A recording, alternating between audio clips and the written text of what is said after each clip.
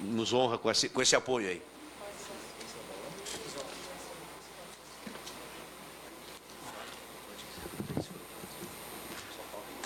Eu gostaria de colocar aqui para os nossos que explanaram aqui muito bem aqui essa tarde. Acho que o deputado Alial, se tiver algum questionamento, alguma pergunta, seria importante que pudesse fazer uso da palavra antes de haver o encerramento com a doutora Lavínia. Você tem um questionamento? Apenas alguns comentários, inclusive da fala do deputado Hugo Leal e do deputado Sérgio Vidigal, no sentido de que existe uma ânsia, Romero, Anderson, a doutora Ana Cristina, a doutora Lavínia, da sociedade obter algumas respostas que não vêm do poder público, mas as pessoas não têm uma concepção sobre as responsabilidades na aplicação das leis e acabam reproduzindo discursos mais fáceis. Não nos cabe, juridicamente, constitucionalmente, cumprir o papel que é dever do Poder Executivo.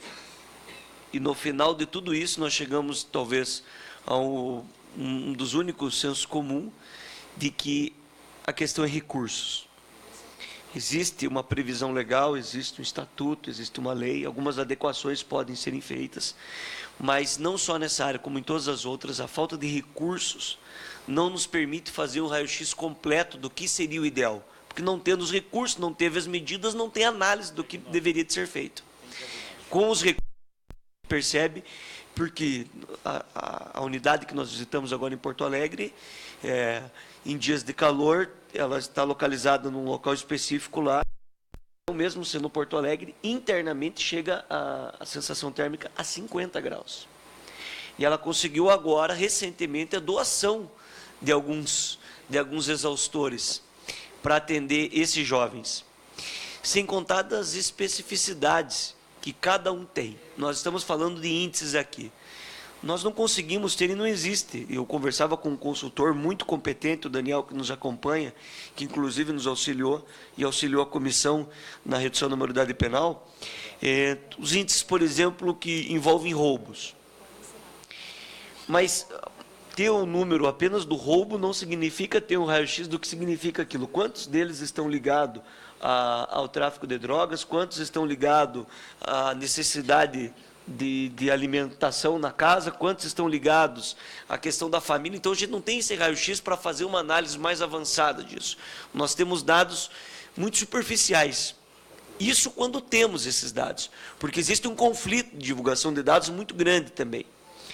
Me assustou também muito a questão do valor hoje dispensado para a manutenção desses jovens dentro do sistema. É um valor extremamente alto e que a população também não tem conhecimento. E ela pede como se fosse uma máquina de resolver o problema, que se resolveria todas as situações, sendo que as consequências de tudo isso voltará para a própria sociedade, porque ele vai sair dali. Então, eu queria deixar muito claro que a gente tem consciência disso também, temos uma preocupação em relação a isso. Porém, apesar de todas essas ponderações,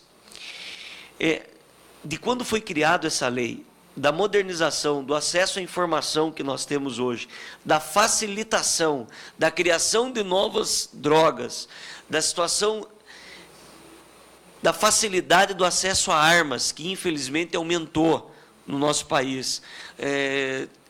Esses jovens também têm uma formação hoje mais precoce, essas informações.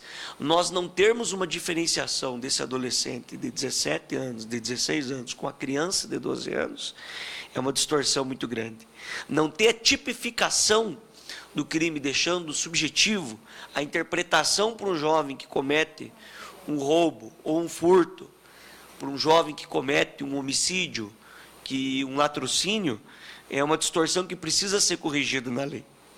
E eu perguntava, doutora Lavínia, porque eu sou adepto, eu votei contra a maioridade penal por convicção, então não dá para se dizer que nós aqui agimos por conta da pressão da sociedade. Se assim o fizéssemos, nós aqui, os deputados que se posicionaram, teríamos votado contra a favor da redução da maioridade penal, seguindo uma lógica de pressão popular daqueles que não, infelizmente, não sabem muitas vezes o que reproduzem. Então, vocês podem ter certeza que os deputados envolvidos e preocupados aqui, todos os que se manifestaram hoje, todos tiveram essa preocupação e não são suscetíveis a esse tipo de pressão com responsabilidade, né? É preciso ter responsabilidade para assim o fazer. Mas eu perguntei à doutora Lavínia, porque hoje não existe previsão de pena mínima. Porque você fala da pena máxima, você sempre deixará a interpretação por parte do juízo. E é correto isso, porque o juízo vai trabalhar o caso específico, a família específica, o porquê que aconteceu aquele ato, em quais condições aquilo aconteceu, como se deu toda aquela situação, e o juízo tem condições de fazer isso. No Estatuto da Criança e do Adolescente, você não tem previsão de ver antecedentes. Isso valoriza ainda mais a importância do papel do juízo, da interpretação específica daquele caso, não como algo já mastigado que chega para o juízo fazer a interpretação e também dar a pena. Agora, não ter uma pena mínima em relação a isso, na mesma linha do Dr. Anderson, ela demonstra para a sociedade como se algo não acontecesse, o famoso não dá nada, que é explicitado em todas as regiões do país, que não é verdade, mas é o que é passado pelas pessoas. E nós não estamos falando uma tipificação que você pega o Código Penal e reproduz em números menores, mas pelo menos aqueles casos mais graves, que é um jovem que não está também no início de uma vida dentro de um criminal e tudo mais, mas que já tem um aprofundamento a mais, até muitas vezes pela situação da sua família. Nós acabamos de avistar um caso no Rio Grande do Sul, que tem um menor apreendido, que o pai é chefe de uma das grandes facções do estado do Rio Grande do Sul. Então, esse jovem já está muito adiantado na sua mentalidade, na sua crise, porque cresceu não a partir dos 12, mas a partir desde quando começou a entender algumas coisas nessa percepção.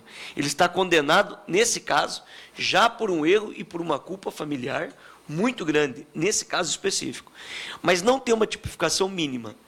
Quando você fala no latrocínio, dá a sensação de que você, não pelo rigor da lei, mas por uma decisão diferente da doutora Lavínia, que tem o histórico de fazer um acompanhamento, que ela me relatou que não é realidade em todas as varas de infância e juventude, mas a sensação de que ele pode sair logo em seguida, mesmo tendo cometido um ato tão grave perante o Código Penal, que não se aplica porque é o Estatuto da Criança e do Adolescente.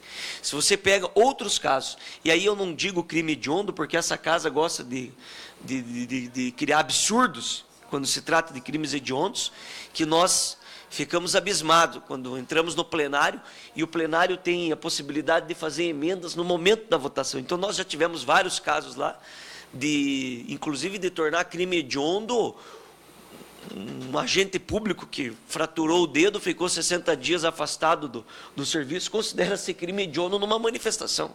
Imagina se considerar um jovem aí, que hoje tem... Nós estamos no afloramento da discussão da democracia no nosso país.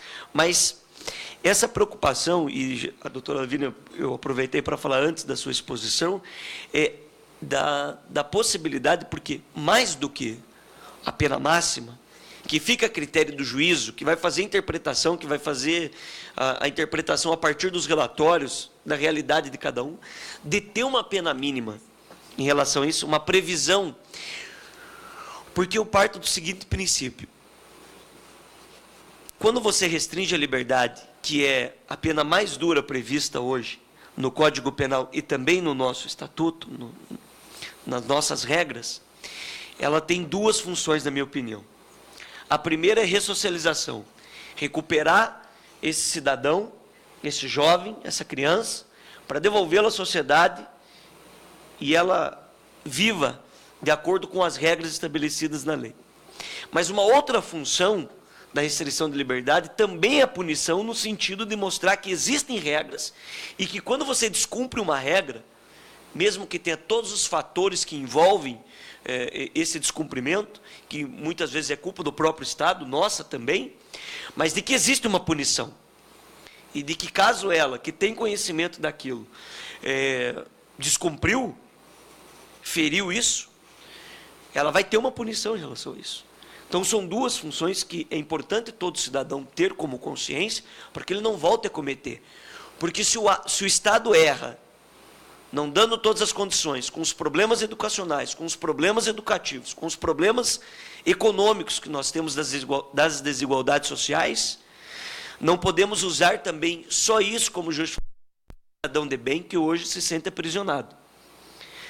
Para o cidadão de bem, como aconteceu agora na minha cidade, e não existe como nós não nos envolvermos pessoalmente, de um vendedor que tem filho para criar, que estava trabalhando em plena luz do dia, e um menor de 17 e um de 16, já com passagem, já com homicídio no currículo, digamos assim, não fica, assassinou com um tiro na nuca, queima-roupa, esse trabalhador, esse vendedor, que também tem uma família, que não vai ser assistida pelo Estado agora e não vai ter como se sustentar. Eu sei que é um discurso frágil, que existe por trás disso toda uma lógica, que não é um caso específico que define a elaboração de uma regra, mas a tipificação mínima das pessoas é essa sensação de insegurança que acaba voltando, porque 6 meses depois, por isso a minha preocupação a critério do juízo, ele está na rua novamente. Dessa maneira, com poucos mecanismos nossos. Porque se nós estamos falando hoje das medidas socioeducativas que minimamente com as condições funcionam, o semi-liberdade previsto por nós não funciona. Tem grande dificuldade já pela questão financeira e ele se agrava em alguns estados. Os primeiros relatos que eu tive em relação ao Rio de Janeiro me preocupam bastante em relação a isso. Muito. Até porque é uma realidade diferente, mas me preocupa muito essa situação. Então, a pergunta, talvez, como a deputada Érica falou, a gente está discutindo, e talvez o que se aflore mais é a discussão da penalidade em relação ao tempo de internação, se a discussão de uma pena mínima seria leviana, não seria o caminho, e se não é esse lado que nós temos que tomar, eu pergunto por querer aprender mesmo, de quem vive a prática. Eu vivo aqui, não a prática, eu vivo aqui o teórico da lei, a interpretação, e o que eu ouço, o que eu procuro saber através da imprensa. Né? São poucos casos que a gente vivencia, até porque não se discute a fundo. A gente ouve a notícia, depois não se aprofunda o porquê tudo aquilo aconteceu, como é o caso da minha cidade, que eu conheci a pessoa que acabou sendo vitimada. Né? Mas uma preocupação. Obrigado, presidente. Dando continuidade à nossa audiência pública, passa a palavra para a doutora Lavínia Tupi Fonseca, que está